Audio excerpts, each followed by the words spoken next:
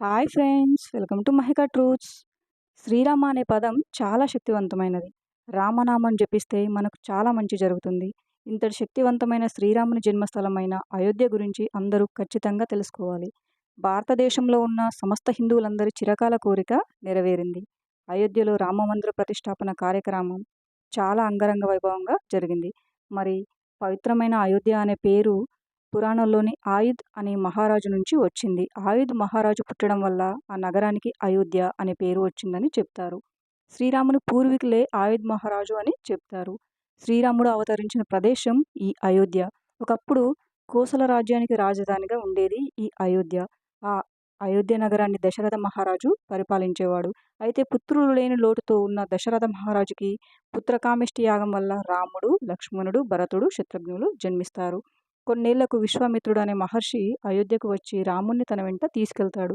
ఆ తర్వాత ఏం జరిగిందో అందరికీ తెలిసిందే. రావణ సంహారం, రామావతారం చాలించడం తెలిసిందే. రాముడు జన్మించిన పుణ్యస్థలం అయోధ్యలో రాముడి కుమారుడైన కుషుడు రామమందిరాన్ని నిర్మించాడు. ఆ సమయంలో అయోధ్యలో 3000 సీతారామాలయాలు ఉండేవని పండితులు చెప్తున్నారు. 1528 సంవత్సరంలో అయోధ్యలో ఉన్న మందిరాలను కూల్చమని బాబర్కి ఆదేశాలు ఇచ్చారు.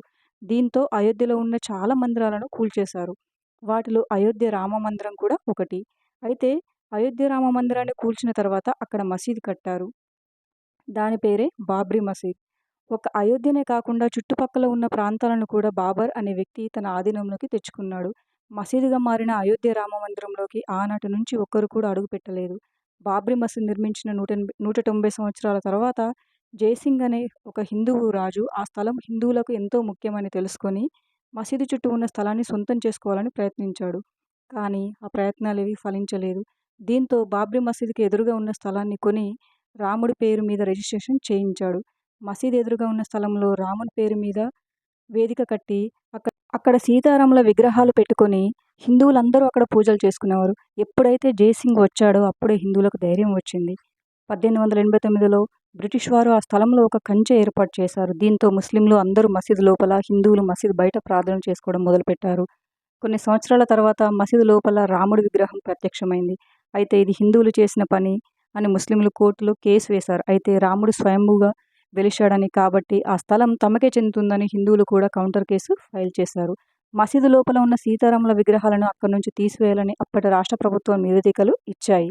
అయితే హిందువులందరూ రాములవారి విగ్రహాలను తొలగించడానికి అస్సలు ఒప్పుకోలేదు.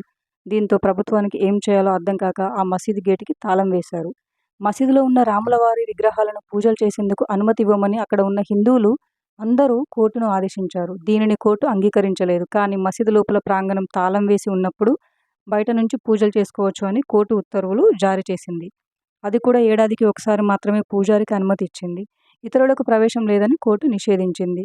ఎల్కే అద్వానీ రామజన్మ స్థలంలో రామమందిరం నిర్మించాలని ఒక ఉద్యమాన్ని తెరలేపారు. ఆ ఉద్యమం ఊపందుకోవడంతో రామజన్మ స్థలానికి విముక్తి కల్పించి మందిరం నిర్మించడం కోసం విశ్వ హిందూ పరిషత్ సహా పలు హిందూ సంస్థలు ఒక కమిటీ వేశాయి. కోర్టు అనుమతితో మసీదు గేట్లు తెరవబడ్డాయి. హిందువులు పూజలు చేసుకునేందుకు కోర్టు అనుమతి ఇచ్చింది. ఈ వివాదాస్పద స్థలంలో కేవలం అయోధ్య రామ మందిరం మాత్రమే నిర్మించాలని, వేరే ఇంకేది నిర్మించకూడదని చీఫ్ మోహన్ భగవత్ అన్నారు. అనేక వాదనలు, విచారణల అనంతరం 2019 నవంబర్ 9న సుప్రీంకోర్టు చారిత్రాత్మక తీర్పు వెలువరించింది. ఈ స్థలం హిందువులకు చెందుతుందని సుప్రీంకోర్టు తీర్పిచ్చింది. మోదీ రామమందిర శంకుస్థాపన చేశారు. భూమి పూజ అనంతరం ఆలయ నిర్మాణం మొదలైంది. అయోధ్య నుండి వచ్చిన అక్షంతలు చాలా అత్యంత పవిత్రమైనవి. పూజ చేసిన అక్షంతలను జాగ్రత్తగా భద్రపరుచుకొని శుభదినాలప్పుడు వాటిని ఉపయోగించవచ్చు. ఈ అక్షంతలు ప్రతి నిత్యం పూజ గదిలో ఉంటేనే మంచిది, లేదా మీరు డబ్బు దాచుకునే ప్రదేశంలో భద్రపరచుకోండి. అలా అని గాలి తగిలిన ప్రదేశంలో ఈ అక్షంతలను ఉంచితే అవి పాడైపోయే అవకాశం ఎక్కువగా ఉంటుంది. ఈ పవిత్రమైన అక్షంతలు పాడైపోతే అది మహాపాపం. కాబట్టి అక్షంతలను భద్రపరిచేటప్పుడు తగిన జాగ్రత్తలు తీసుకోవాలి. ఎక్కడికైనా ముఖ్యమైన పని కోసం బయటకు వెళ్ళేటప్పుడు ఈ పవిత్రమైన అక్షంతలను తలపై వేసుకుని వెళ్తే రాములవారి ఆశీస్సులు మీపై ఎల్లవేళలా ఉంటాయని, ఈ పవిత్రమైన అక్షంతలు మీ పిల్లలపై తలపై వేసి దీవిస్తే మంచి విద్యాబుద్ధులు లభిస్తాయి.